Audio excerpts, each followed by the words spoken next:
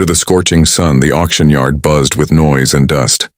Men shouted bids for horses, wagons, and women, all treated the same under the lawless trade of survival.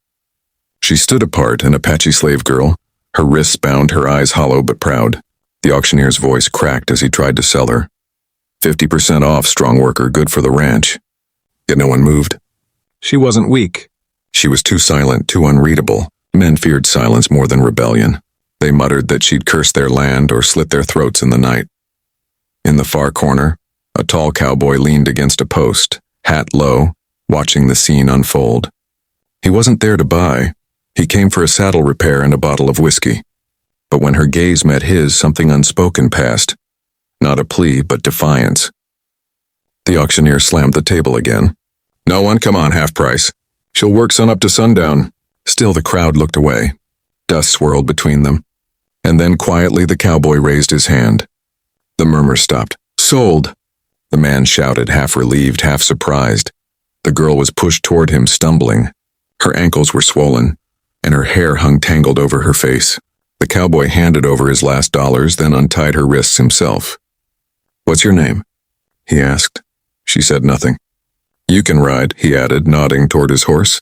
She hesitated but obeyed. The road back to his ranch stretched endless beneath the dying sun.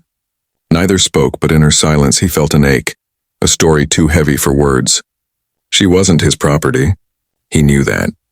He just didn't know yet what she'd become to him. Days turned into weeks. She worked the ranch quietly, feeding horses, patching fences, and tending to wounds with surprising care. The cowboy named Luke tried to keep his distance, but every time she walked by, he caught himself watching. One evening, she found his old war scars while he was fixing a fence. Without a word, she reached out and pressed her palm against one, a gesture of understanding, not pity. For the first time in years, he didn't pull away. That night, he couldn't sleep. Something had changed. The ranch didn't feel empty anymore. Word spread through the nearby town that the cowboy had bought an Apache woman. Whispers turned into threats. You best send her back before she brings trouble, one ranch hand warned. Luke ignored them. When two men tried to break into his barn, thinking she'd be easy prey, they met his rifle instead. After that, no one dared question him again. The girl began to trust him slowly, like a wild horse learning not to flinch.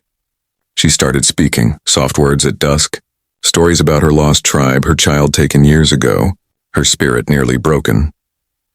One afternoon, she found him sitting by the corral, hat in his hand, staring at the horizon. Why did you buy me? She asked. He took a long breath before answering. Because no one else would, he said quietly. And maybe because I saw something I lost in you. She didn't reply, but tears glistened in her eyes, the first he'd seen. That night, she cooked for him for the first time, a simple stew, her way of saying thank you. He ate in silence, but something inside him healed that words couldn't reach. By spring, the land was alive again. She laughed once, soft, uncertain, but real. Luke almost dropped his cup at the sound.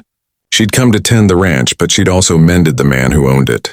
When the first rain fell, he found her standing outside, arms open to the sky, face tilted upward.